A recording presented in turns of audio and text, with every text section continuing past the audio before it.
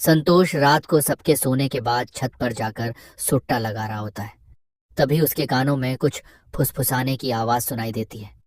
संतोष सोच में पड़ जाता है कि आधी रात को यह आवाज कैसी है, क्योंकि आवाज जो थी छत पर बने हुए उस कमरे से आ रही थी जिस कमरे में उनके किराएदार सपना मैडम रहा करती थी, जो कि वहीं एक प्राइवेट स्कूल में पढ़ाया करती थी। संतोष के दिल में देखने की उत्सुकता जागती है और वह धीरे धीरे कमरे की ओर बढ़ता है।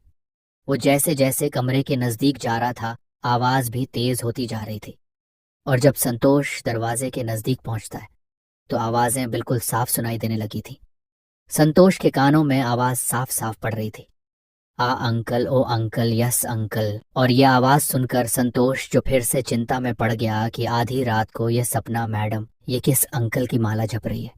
वो भी कॉलेज में पढ़ता था, कोई बच्चा तो था नहीं। और आ ओएस का मतलब वो अच्छी तरीके से समझ सकता था कि कमरे के अंदर इस वक्त क्या चल रहा है। फिर कमरे की जो खिड़की थी वो पूरी तरीके से अंदर से बंद नहीं थी। वो हल्के से उस खिड़की को खोलता है और फिर जब वहां से वो अंदर का नज़ारा देखता है तो उसकी आंखें फटी की फटी रह जाती हैं, क्योंकि अंदर जो सपना मैडम यानी उनके किराएदार थी इस वक्त जबरदस्त तरीके से किसी के साथ लगी पड़ी थी। यानी कि वो किसी के साथ जबरदस्त तरीके संबंध बना रही थी। और फिर संतोष की नज़र उस व्यक्ति पर पड़ती है जिस व्यक्ति को सपना अंकल अंकल कहकर चिल्ला रही थी, क्योंकि वह अंकल और कोई नहीं थे, वे उसी के पिताजी थे जिनका नाम था सेठ मानिक लाल जी। और फिर संतोष को देखकर अपनी आंखों पर विश्वास नहीं होता था कि इतने सीधे सा दिखने वाले उसके पिताजी, जो हमेशा सादे धोती और कुर्ते में एकदम साधारण इंसान बनकर रहते थे, अब उसके पिताजी इस वक्त अंदर घुड़चढ़ी की रस्म निभा रहे थे, घुड़सवारी कर रहे थे। ये देखकर संतोष को अपनी आंखों और कानों पर विश्वास नहीं होता था और लगातार उस सीन को देखता रहता है जब तक कि अंदर हो रहा तूफान शांत नहीं हो जाता। और उसके बाद किसी को पता चलने से ही संतोष जो है वहां से निकल जाता है और निकल के आकर वे अपने कमरे में बिस्तर पर लेट जाता है। और संतोष लगातार पंखे को देखा जा रहा था, लेकिन नींद संतोष की आंखों में नजर नहीं आ रही थी, क्योंकि जो दृश्य वो देखकर आया था वो दृश्य उसकी आंखों के सामने से हट नहीं रहा था। उसके दिमाग में हजारों सवाल एक साथ आ रहे थे और जा रहे थे। तभी संतोष के चेहरे पर एक मुस्कान आती है, क्योंकि संतोष ने मन ही मन कुछ प्लान बना लिया था और वो ऐसा कुछ करने वाला था जो कि आप सोच भी नहीं सकते, और ना ही वह सपना मैडम ने सोचा था। दोस्तों, आगे बढ़ने से पहले अगर आपको हमारी मेहनत पसंद आती है तो चैनल को सब्सक्राइब कर दीजिएगा। दोस्तों, ये घटना मध्य प्रदेश का एक शहर पड़ता है जबलपुर, और जबलपुर के ही थे सेठ मानिक लाल जी। वह अनाज के थोक व्यापारी थे। जबलपुर की ही मंडी में उनके अनाज का थोक का काम था। बहुत ही सज्जन व्यक्ति और नामी गिरामी व्यक्ति, अच्छी प्रतिष्ठित वाले व्यक्ति थे। लोग अच्छी इज्जत की नज़रों से उन्हें देखा करते थे। मार्केट में उनका अच्छा नाम था और उनके परिवार में उनकी पत्नी और एक बेटा संतोष सेठ जी था। इसकी उम्र थी 22 साल, जो कि कॉलेज में इस वक्त पढ़ाई कर रहा होता है। उसके पिता की उम्र लगभग 52 साल के आसपास होगी और उसकी माँ की उम्र थी 45 वर्ष के आसपास। हालांकि सेठ जी का बंगला एक पोस्ट कॉलोनी में था। रोज की तरह आज सुबह भी ब्रेकफास्ट टेबल पर सेठ जी, उनका बेटा और उनकी पत्नी नाश्ता कर रहे थे। तभी उनकी पत्नी जो होती है कमला देवी, वो सेठ मानिक लाल जी से कहती कि देखिए, आपने घर तो इतना बड़ा बनवा लिया है, लेकिन मुझसे इस घर की देखरेख नहीं होती है, और नौकरानियों के तो बहुत नाटक है, आपको पता ही है। कभी कोई छुट्टी मारती है तो कभी नखरे इतने ज्यादा की जितने घर की बहू के भी नहीं होते। ये सुनकर दोनों बाप बेटे हंसने लगते हैं।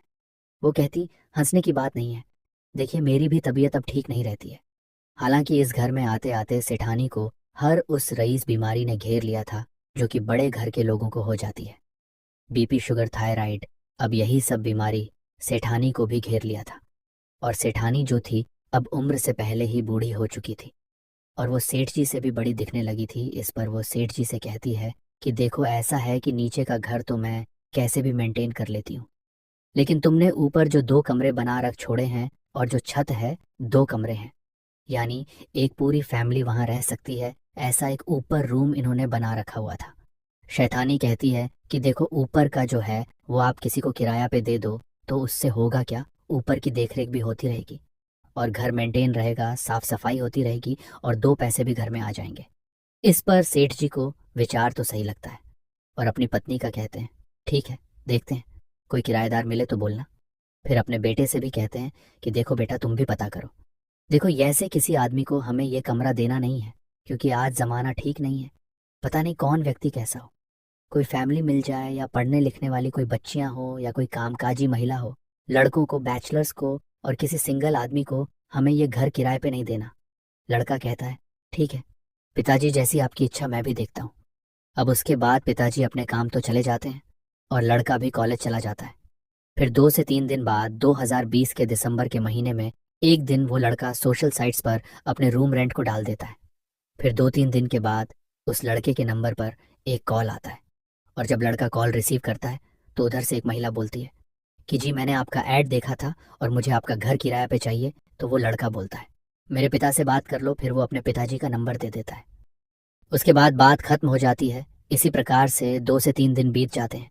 एक दिन दोपहर को जब संतोष कॉलेज से लौट करके घर को आता है, और जब वो अपने ड्राइंग रूम में बैठा हुआ होता है, तो उसकी माँ जो होती है किचन से निकल करके एक ट्रे लेकर के आती है, जिसमें एक प्लेट नाश्ता होता है और एक कप चाय होती है। वे आकर के संतोष से कहती है कि बेटा संतोष, ये लो और जाकर ऊपर किराएदार को दे आओ। तो संतोष चौंक जाता है और कहता है किराएदार वो कब आई? तो माँ कहती है बेटा, आज ही एक मैडम शिफ्ट हुई है, किसी स्कूल में पढ़ाती है, और तेरे पापा से उनकी पहले ही बात हो गई थी, और उन्हें वो ऊपर के जो कमरे हैं वो दोनों कमरे किराया पे दे दिए गए हैं। अभी अभी आई है बेचारी, जा नाश्ता और चाय उन्हें दे आ। अब संतोष के भी दिल में जिज्ञासा उठने लगी थी कि ऐसा कौन आया है। फिर ट्रे लेकर के जाता है तो दरवाज़ा अंदर से बंद था। तो नॉक करता है। जब दरवाज़ा अंदर से मैडम खोलती है तो संतोष के हाथ में ट्रे होती है। संतोष जब मैडम को देखता है तो देखता ही रह जाता है। फिर तो वो पलके झपकाना ही भूल जाता है। जब मैडम उसे हेलो करके आवाज़ लगाती है तो संतोष अपनी होश में आता है और कहता है जी जी, मेरी माँ ने आपके लिए चाय और नाश्ता भेजा है। मैडम जो होती है उसे बुलाती है, अंदर बैठने के लिए कहती है। फिर मैडम कहती क्या मेरी आपसे ही बात उस दिन हुई थी? तब संतोष को याद आता है कि हाँ, किसी लेडीज़ का मुझे फ़ोन तो आया था। तब संतोष कहता है कि जी हाँ, आपकी मुझसे ही बात हुई थी और मैंने ही आपको पिताजी का नंबर दिया था। तो वो उसे बताती है कि मैं यहाँ पर एक प्राइवेट स्कूल में टीचर की जॉब करती हूँ और मैंने आपके पिताजी से सब बातें कर ली थी और मैं अब यहाँ पर आज शिफ्ट हुई हूँ। संतोष को अपने मन ही मन इतना मलाल हो रहा था कि क्यों इसने खुद इनसे बात नहीं की, शायद इनसे पहले ही दोस्ती हो जाती। ये सोचकर संतोष बहुत खुश होता है। चलो कोई नहीं, अब तो घर में ही रहने आ गई है, तो आज नहीं तो कल दोस्ती तो हो ही जाएगी। और दोस्ती क्या, अगर भगवान ने चाहा तो शायद बहुत कुछ हो जाए। अपने मन में ख्याली पुलाव पकाने लगा। फिर संतोष 2 मिनट मैडम से बात करता है और उसके बाद मुस्कुराता हुआ सीढ़ियों से नीचे उतर कर आ जाता है। मन ही मन उसके अंदर एक अजीब सी खुशी थी। पता नहीं जैसे कि संतोष के दिल में क्या चल रहा था। रात को डाइनिंग टेबल पर, डिनर टेबल पर जब लोग बैठे हुए होते हैं तो मैडम को भी डिनर के लिए बुलाया जाता है और चारों लोग बैठ करके डिनर कर रहे होते हैं। तब सेठानी जो होती है मैडम से उनके बारे में, उनके फैमिली के बैकग्राउंड के बारे में पूछती है। तो सेठ जी जो होते हैं उसे सेठ रानी को इशारा करते हैं, लेकिन मैडम देख लेती है और कहती है कोई बात नहीं सेठ जी, जब जो है बताने में गुरेज कैसा। वो कहती है देखिए ऐसा है कि मेरे जो माँ बाप हैं वह गांव में रहते हैं और मैं एक तलाकशुदा महिला हूँ और 4 साल पहले मेरी शादी हुई थी और अब मेरा तलाक हो चुका है। कोर्ट में मैं तलाक का केस चल रहा है। एलिमनी के लिए मैंने अपने पति पर केस दायर कर रखा है और अब मैं यहाँ पर एक स्कूल में जॉब करती हूँ। मेरे माँ बाप का भी इकलौता सहारा बस मैं ही हूँ, तो बस अपना काम चलाती हूँ और कुछ पैसे माँ बाप को गांव भेज देती हूँ। गांव में थोड़ी सी खेती किसानी है जो मेरे पिताजी देखभाल करते हैं। इतना कहती है। उसके बाद डिनर होता है और उसके बाद मैडम जो है ऊपर सोने के लिए चली जाती है। उसके बाद सेठानी जो होती है वो सेठ जी से कहती है कि तुमने ऐसी लड़की को कमरा क्यों दे दिया जिसका कोई आगे ना कोई पीछे है, उसका खुद का तलाक हो चुका है। तो सेठ जी कहते हैं तुम भी कैसी अनूसी बातें कर रही हो, हमें उससे क्या लेना देना, वो उसका प्राइवेट मैटर है। और एक महिला है, अपने स्कूल जाती है, स्कूल से आएगी, स्कूल जाएगी, अपने काम से काम रखेगी, हमें किराए से मतलब हमें अपना घर मेंटेन रखने से मतलब सेठनी जो है चुप हो जाती है। अब ये सब ऐसे ही चलता रहता है। अब मैडम को वहाँ 1 से 1.5 महीना गुजर जाने के बाद संतोष की रोज आदत थी कि वह रात को छत पर जाकर के सुटा मारा करता था। अब जब से मैडम ऊपर रहने आई थी तो वो थोड़ा लेट जाया करता था ताकि मैडम सो जाए, उन्हें पता ना चले। एक रात संतोष जो है वो थोड़ा फ़ोन में बात करते हुए थोड़ा जल्दी चला जाता है और फ़ोन जब बात करके फ़ोन को कट करता है और सिगरेट सुलगाकर पीने लगता, तभी अचानक संतोष को मैडम के कमरे से आवाज आने शुरू होती है। जो फुसफुसाहट की कुछ आवाज उसे सुनाई देती है, वो जैसे ही कमरे के नजदीक जाता है तो आवाजें और तेज होने लगती हैं। अब वो आवाजें उससे कानों में स्पष्ट सुनाई उसे दे रही थी कि ओ अंकल या संकल।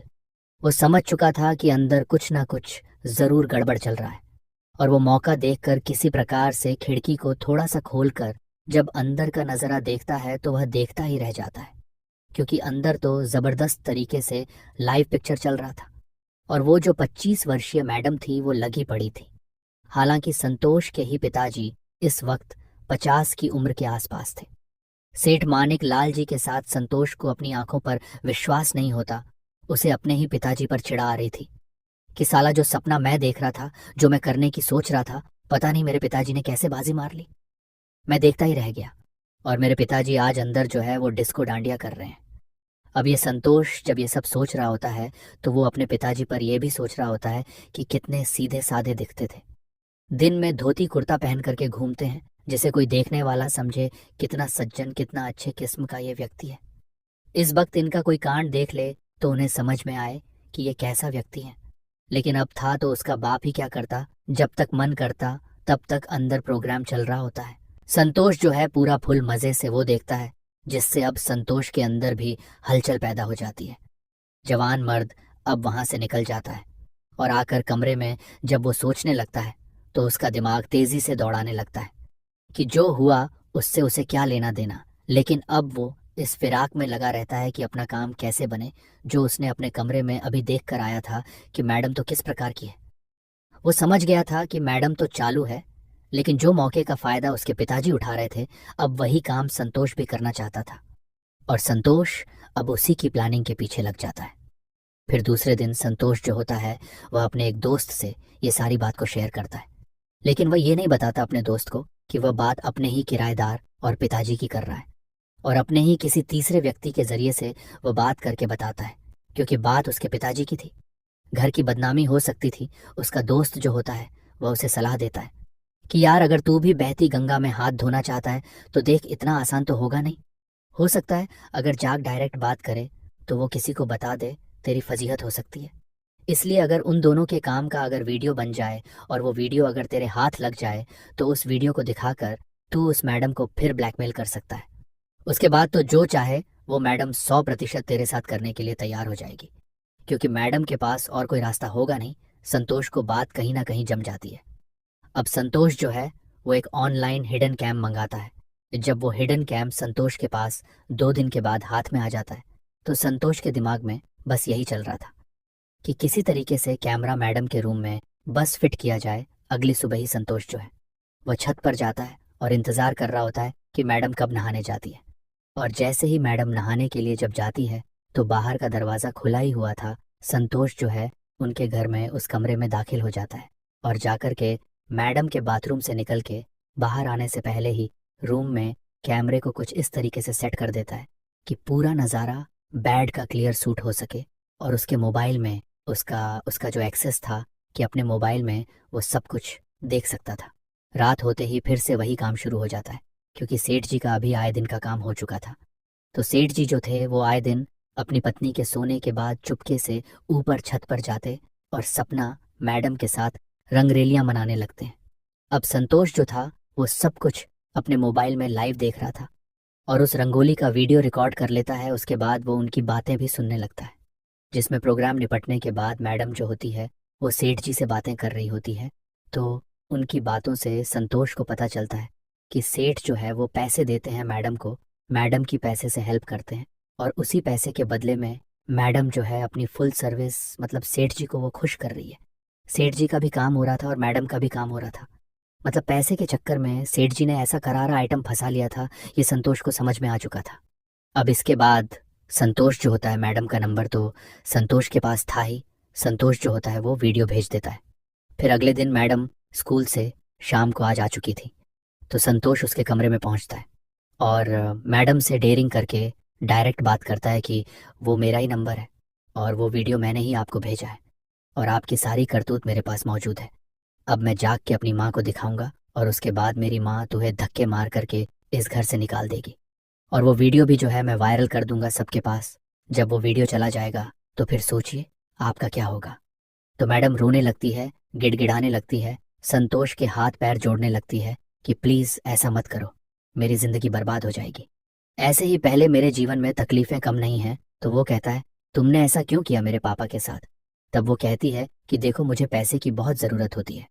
तुम्हें पहले ही पता है कि गांव में मेरे बूढ़े माँ बाप हैं और यहाँ स्कूल के सैलरी से मेरा क्या ही हो जाएगा। अपना खर्चा चलाऊं, तुम्हारा किराया रेंट दूं या अपने माँ बाप को मैं मदद करूं। इसलिए तुम्हारे पापा ने जब मुझे इस चीज़ के लिए अप्रोच किया तो मैं उन्हें मना नहीं कर पाई। वो मेरी पैसे से हेल्प कर दिया करते हैं। संतोष जो कहता है मुझे इस चीज़ से कोई लेना देना नहीं है, लेकिन देखिए बात ऐसी है कि मुझे भी वही चाहिए जो आप मेरे पापा को देती है। आप मुझे खुश कर दीजिए, आप मुझे खुश रखेंगी तो मुझे आपके बाकी मैटर से कोई लेना देना नहीं होगा। आप पापा के साथ क्या करती है मुझे उससे कोई मतलब नहीं। अब सपना मैडम जो होती है वो तो मजबूर थी, करती भी क्या वो। कहती है ओ अगर ऐसी बात है, ऐसा है तो ठीक है, मुझे कोई प्रॉब्लम नहीं, तुम जो चाहो मेरे साथ कर सकते हो।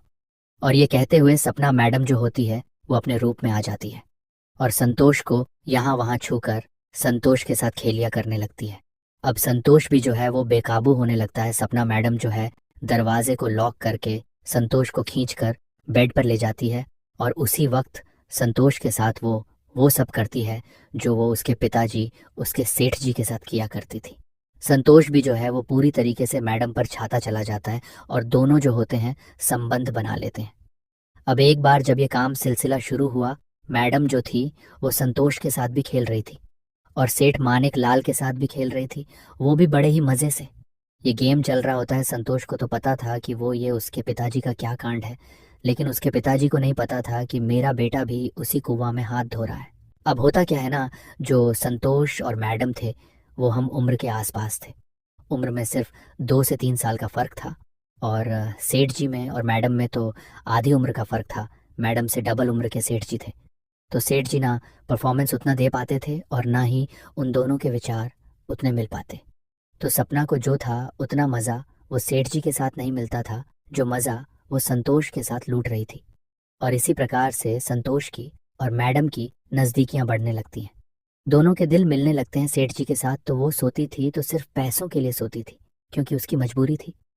लेकिन संतोष के साथ उसे अच्छा लगने लगा था, उसे मज़ा आने लगा था। मैडम संतोष से कहती कि संतोष ऐसा कुछ करो कि मुझे पैसों की दिक्कत भी ना रहे, और मुझे यह जो मैं तुम्हारे साथ करती हूँ ये मुझे तुम्हारे पिताजी के साथ करना बिल्कुल भी पसंद नहीं, लेकिन मजबूरी है। क्या तुम्हें अच्छा लगता है?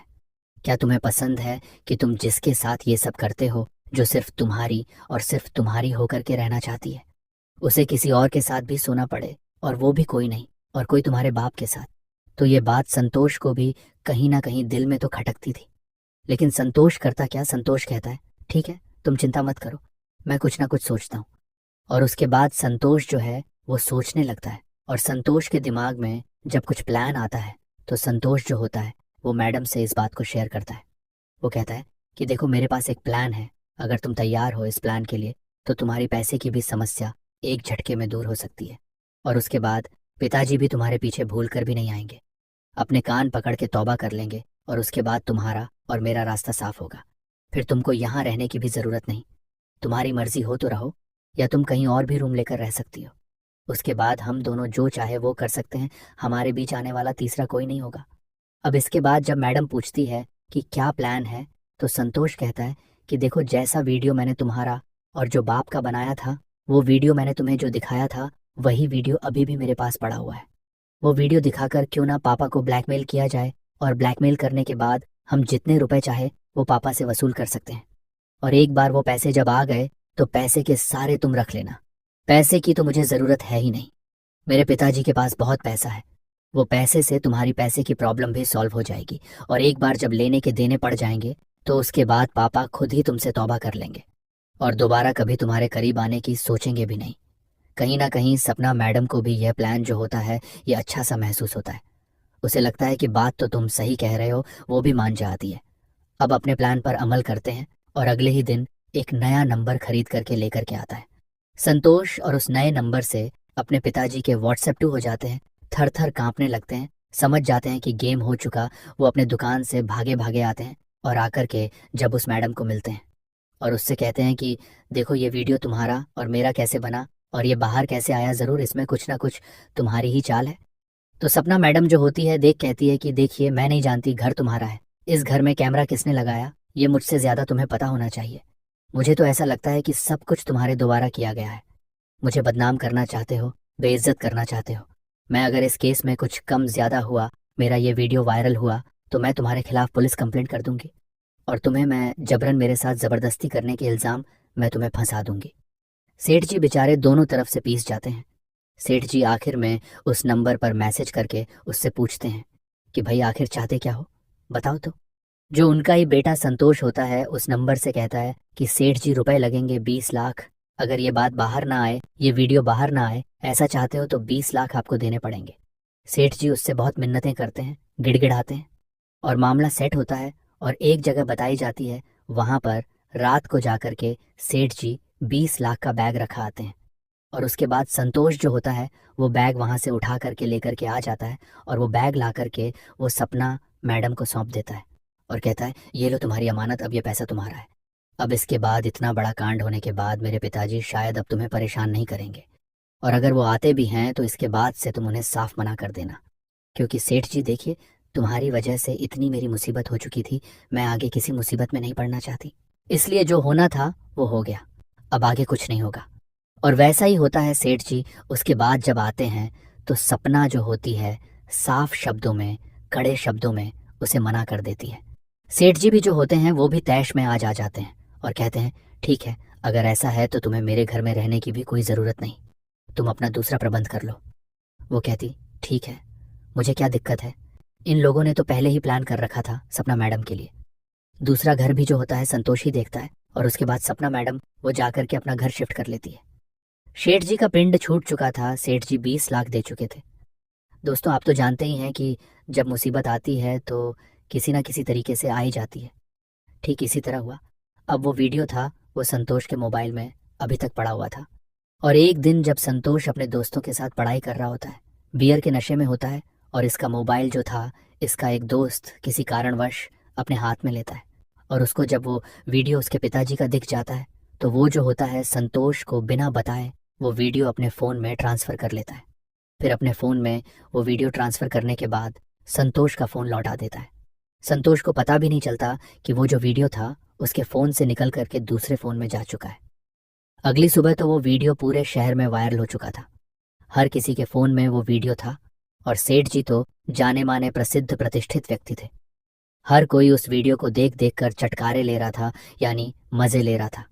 और एक खबर जब जाकर के सेठ जी के कानों तक पहुंचती ही जाता है तो सेठ जी के तो हालत खराब हो जाती है। उस पूरे शहर में वो बदनाम हो चुके थे, उन्हें समझ में नहीं आता क्या करूं। उसके बाद वो जाकर के थाने पहुंचते हैं और थाने जाकर के एफआईआर लिखते हैं और एफआईआर लिखाने के बाद पुलिस जो होती है, एक प्रतिष्ठित व्यक्ति का इतना बड़ा कांड हो चुका था तो पुलिस हरकत में आती है और पुलिस अपनी जांच पड़ताल में जुट जाती है। दोस्तों साइबर सेल को काम में लगाया जाता है और जिस मोबाइल से निकला था वीडियो उस लड़के को उठाकर थाने लाला लिया जाता है और थाने लाने के बाद जब जाकर के पहुंचता है तो सेठ जी कहते हैं इस व्यक्ति ने मुझे ब्लैकमेल करके 20 लाख भी मुझसे लिए। और वो लड़का थर थर कांपते कहता है सर मैंने कोई इनसे रुपए नहीं लिए, मैंने कोई इन्हें फ़ोन नहीं लगाया। और जब वो जिस नंबर से सेठ जी को फ़ोन आया था वो वीडियो भेजकर ब्लैकमेल किया गया था, उस नंबर की जब पड़ताल की जाती है तो नंबर भी फर्जी आईडी से लिया हुआ नंबर निकलता है। जब उस लड़के से पूछा जाता है कि वीडियो तुम्हारे पास कहाँ से आया तो वो बताता है कि वीडियो तो मैंने इनके बेटे संतोष के ही फ़ोन से लिया था। तो सेठ जी का कहानी कहीं कहीं पूरी दिमाग में समझ में आने लगती है कि ये जो संतोष के फ़ोन से वीडियो आया मतलब वीडियो संतोष के पास था और इसका मतलब ये है कि संतोष ने ही कैमरा लगाया होगा मेरे कमरे में और ये वीडियो संतोष ने ही तो कहीं नहीं बनाया, संतोष को भी पुलिस उठा करके थाने लाती है। इस कहानी में पुलिस को तो पैसा नजर आ रहा था, पुलिस समझ चुकी थी कि मोटी मछली जाल में फंसी है। संतोष को लाने के बाद जब कढ़ाई से संतोष से पूछताछ की जाती है तो संतोष सारी बातें पुलिस के सामने उगल देता है और उस मैडम को भी उठा करके थाने लाया जाता है।